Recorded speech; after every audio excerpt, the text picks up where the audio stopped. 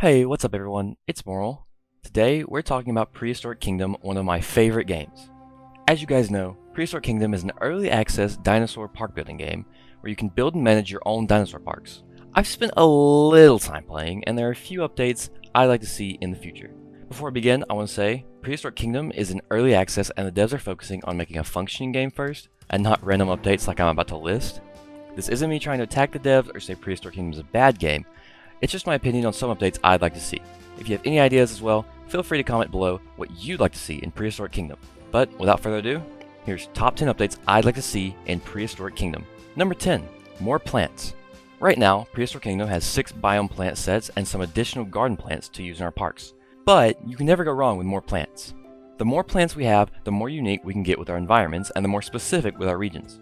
One tropical set works well enough, but if you want to go the extra mile, you might find it hard to find plants that match perfectly to your build's locality. Additionally, extinct plants could also be fun to include in our parks, maybe with a special way of unlocking them in challenge mode. The last update added mangrove trees as a new option for us, and I like to see this trend continue. Number 9, more props.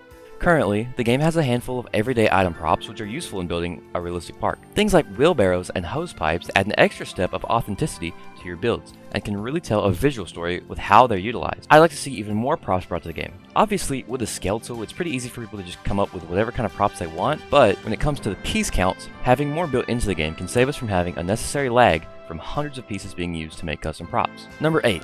Tiling option when scaling objects. This one requires a bit of an explanation. So currently, when you scale an item, the texture will stretch to warp around the object as seen here. Now this works fine for the most part, but in some instances it can make your build have strange warping and pinched textures if you aren't careful. What I like to see implemented, if possible, is a way to choose if you want to stretch the textures or to tile them in order to avoid warping.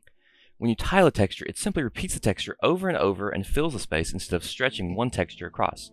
I'm no developer, so I'm not sure how feasible it is for this to be included, but it would be nice to have a toggleable setting in the building settings for this or a similar feature.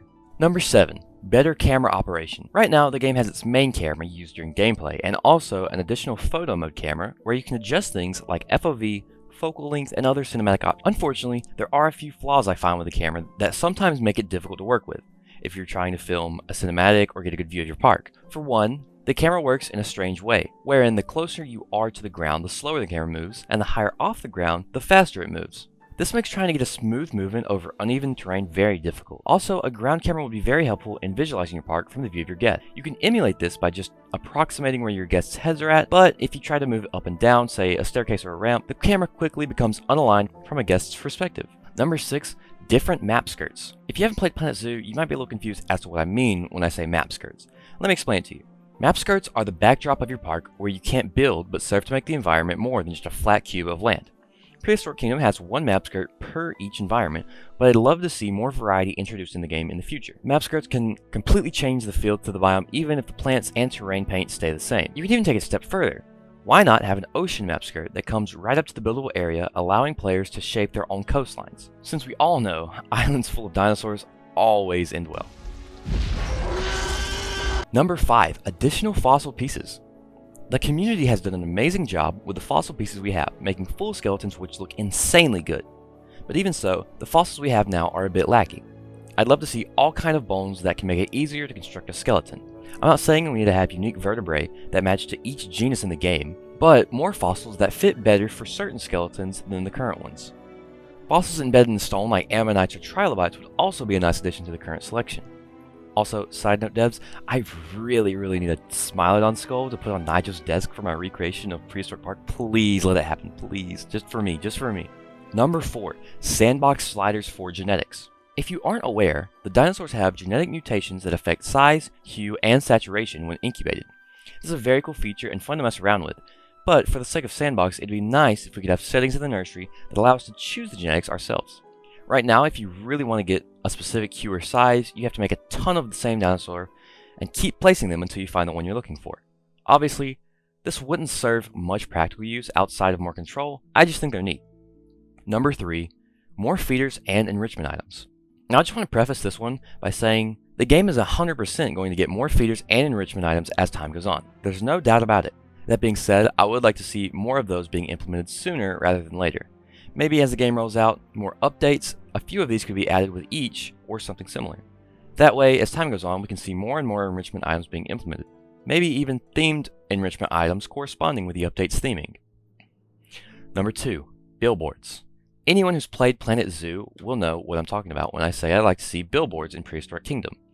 Billboards allow for players to import images and GIFs into their parks to use for signs, info boards, and many other things. There are many creative ways the Planet Zoo community has used them, from aquariums to fake windows and more. Being able to create custom signs would help your park stand out and feel more unique. I'm sure the scale tool being used alongside a billboard feature could lead to even more creative uses. Number 1, more shape pieces. Shape pieces are the most versatile and useful objects in the whole game. You can make almost anything out of them. I've made things like vehicles, logos, and animals out of them. While they are great, there are several pieces I feel are missing that would just make my life, and maybe a few other people's, a little easier. Cones, half spheres, and triangular pyramids come to mind as some simple additions, but why not go a step further with bowls, trapezoidal, prisms, and more. Each shape you add gives hundreds of new applications for a build. And that's the end of this video. I want to thank you all very much for watching. If you've made it this far, please leave a like, comment, or subscribe, as it helps me out a ton. Like I said at the beginning, these are all just things I'd like to see, and I'm sure the devs have already thought out most of the things I've listed. Also, if any devs watch this video, hi, please don't hate me. But that's going to do it, and I will catch you guys in the next one. Goodbye!